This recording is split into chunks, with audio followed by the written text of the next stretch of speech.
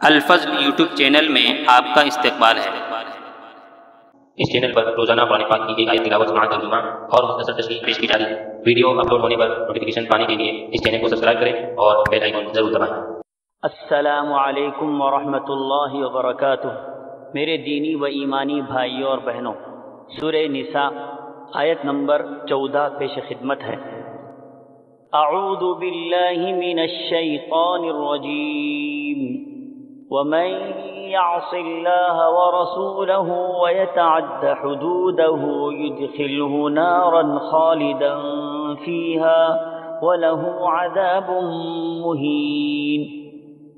اور جو اللہ اور اس کے رسول کی نافرمانی کرے گا اور اس کی مقرر کی ہوئی حدوں سے تجاوز کر جائے گا، اسے اللہ آگ میں ڈالے گا جس میں وہ ہمیشہ رہے گا اور اس کے لیے رسوا کن عذاب ہے۔ حضرات، ایک بڑی خوفناک آیت ہے جس میں ان لوگوں کو ہمیشگی کے عذاب کی دھمکی دی گئی جو اللہ تعالیٰ کے مقرر کیے ہوئے قانون کی خلاف ورزی کرتے ہیں، وراثت کے احکام کو تبدیل کرنے کی کوشش کرتے ہیں اور قانونی حدوں کو توڑ دیتے ہیں۔ اس آیت میں ایسے لوگوں کو ڈرایا اور دھمکایا گیا ہے۔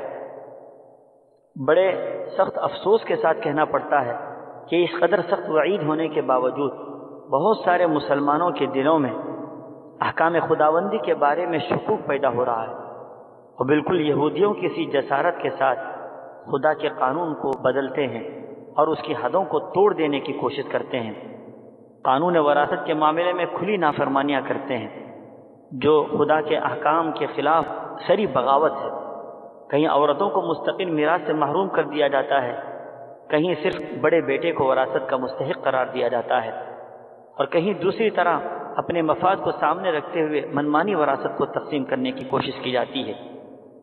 بہرحال بات واضح ہے کہ اللہ کے قانون میں، اس کے احکامات میں ذرا برابر بھی تبدیلی قیامت تک نہیں ہو سکے گی، اور جو اس طرح کی تبدیلی کرنے کی کوشش کرے گا اس کے لیے کل قیامت کے دن انتہائی رسوا کن عذاب ہوگا۔ اللہ تعالی ہم سبوں کو خدا کے احکامات پر مکمل طور پر عمل کرنے کی توفیق عطا فرمائے۔ آمین۔